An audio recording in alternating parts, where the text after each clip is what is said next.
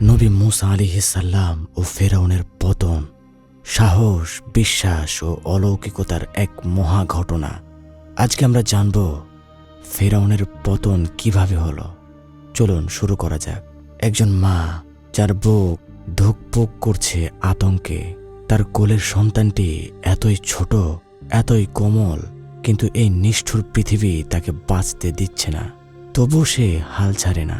সে তার নবজাতককে একটি ঝুড়িতে রেখে নদীতে ভাসিয়ে দেয়। অবহেলার কারণে নয়, বরং এক অদেখা আশার জন্য। এটা শুধু নদীর পথে ভেসে যাওয়া নয়, এটা ছিল ভবিষ্যতের দিকে এগিয়ে যাওয়া। এটাই ছিল নবী মূসা আলাইহিস সালামের ঘটনার সূচনা। এক ভয়ানক সময়ের গল্প। মিশরের ফেরাউন এক দানবীয় রাজা, যিনি ভবিষ্যৎবাণী শুনে কেঁপে উঠেছিলেন। বনি ইসরায়েলের এক সন্তান তার সিংহাসন ধ্বংস করবে। এই আশঙ্কায় সে আদেশ দেয়, যে কোনো নবজাতক ছেলে জন্ম নেবে তাকে হত্যা করো। একজন মা নিঃসহায়, কিন্তু তার অন্তরে ভর করে আল্লাহর পক্ষ থেকে এক আদেশ, তুমি তাকে স্থাপন করাও, আর যদি তার জন্য ভয় পাও তবে তাকে নদীতে ভাসিয়ে দাও। ভয় করো না, দুঃখ করো না, আমি তাকে তোমার কাছে ফিরিয়ে দিব এবং তাকে রাসূল হিসাবে মনোনীত করব। সূরা আল কসাস আয়াত নম্বর 7। এই মা ছিলেন নবী মূসা আলাইহিস সালামের মা। তিনি শিশুটির নাম রাখেন মূসা। ঝুরির যাত্রা শুরু হয়। নদীর স্রোত কোনো মৃত্যু নয়, বরং সেটি তাকে ভাসিয়ে নিয়ে যায় ফেরাউনের প্রাসাদে, যেখানে এক অলৌকিক মিলন ঘটে। ফেরাউনের স্ত্রী আসিয়া, যিনি গোপনে আল্লাহর প্রতি বিশ্বাসী, তিনি শিশুটিকে দেখে বললেন, এই শিশু আমাদের জন্য শান্তির উৎস হতে পারে। হত্যা করো না, হয়তো সে আমাদের উপকারে আসবে। সূরা আল কসাস আয়াত নম্বর 9। ফেরাউন রাজি হয়। এইভাবেই যার মৃত্যু লিখে ফেলা হয়েছিল, সে বড় হতে থাকে তারই শত্রুর প্রাসাদে। মূসা আলাইহিস সালাম বড় হন। তিনি দেখতে পান তার জাতির ওপর অত্যাচার, অন্যায়। একজন মিশরীয় ইসরায়েলি এক ব্যক্তিকে মারছিল। রাগে তিনি হস্তক্ষেপ করেন। এক ঘুষিতে মিশরীয়টি মারা যায়।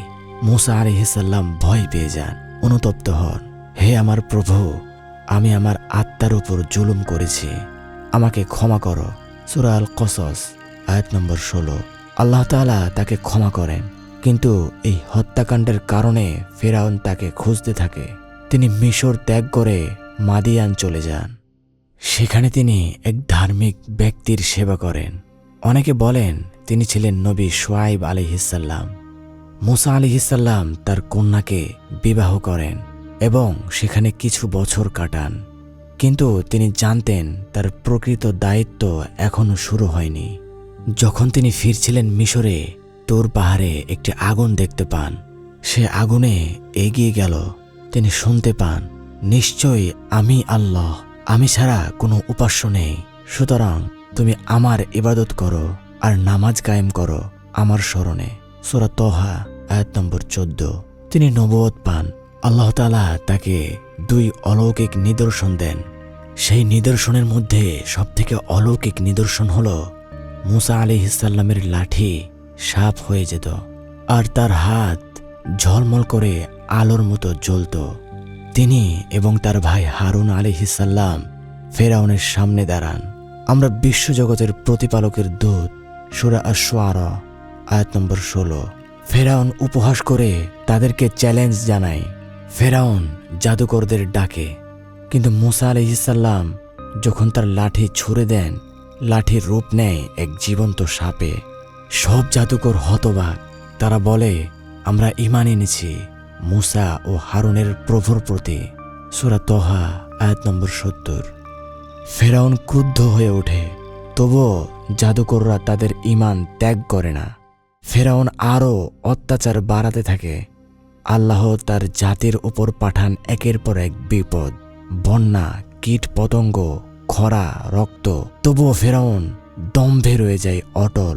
অবশেষে আল্লাহ তাআলা মূসা আলাইহিস সালামকে আদেশ দেন, তোমরা মিশর ত্যাগ করো। রাতে তারা পালায়। ফেরাউন সেনাবাহিনী নিয়ে তাড়া করে। বনি ইসরায়েল ভয় পায়, কিন্তু মূসা আলাইহিস সালাম বলেন, আমার সাথে আমার প্রভু আছেন, তিনি পথ দেখাবেন। সূরা শুআরা আয়াত নম্বর ৬২। তিনি সাগরে লাঠি মারেন আর সাগর ভাগ হয়ে যায়, শুকনো পথ তৈরি হয়, তারা নিরাপদে পার হয়ে যায়। ফেরাউন প্রবেশ করলে সাগর আবার মিলিত হয় এবং সমস্ত সৈন্যসহ সে ডুবে যায়। শেষ মুহূর্তে সে চিৎকার করে, আমি বিশ্বাস করি যে ইসরায়েল সন্তানদের যে প্রভু, তিনিই সত্যিকারের প্রভু। সূরা ইউনূস আয়াত নম্বর ৯০। একটি মহা সত্যের জয়। নবী মূসা আলাইহিসসালাম প্রমাণ করে দিলেন যে আল্লাহর ওপর ভরসা রাখে তার সামনে কোনো সমুদ্রই বাধা নয়। এই ঘটনা আমাদের শেখায় আল্লাহর ওপর ঈমানই হলো প্রকৃত শক্তি। অন্যায় যত বড়ই হোক, ন্যায়ের সামনে তা দাঁড়াতে পারে না। বিপদের মাঝে বিশ্বাসই একমাত্র আশ্রয়। আজকের মতো এখানেই বিদায় নিচ্ছে। আবার দেখা হবে অন্য কোনো এপিসোডে। নিত্য নতুন এমন ভিডিও পেতে আমাদের ইবাদা টিভি চ্যানেলটি সাবস্ক্রাইব করুন।